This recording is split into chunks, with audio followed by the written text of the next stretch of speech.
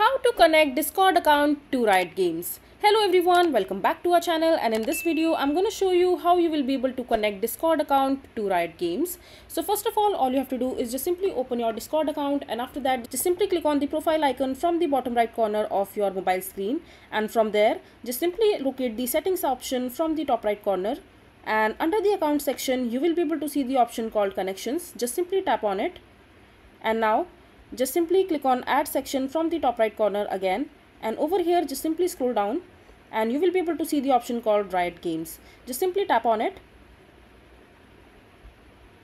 and now you just have to log in into your Riot Games account using your credentials like your username and your password. And once you have successfully logged in into your Riot Games account, you will be able to see the option called continue in order to connect your Riot Games account to your Discord account. And as soon as you click on continue, both your Discord and your Riot Games account will be connected successfully.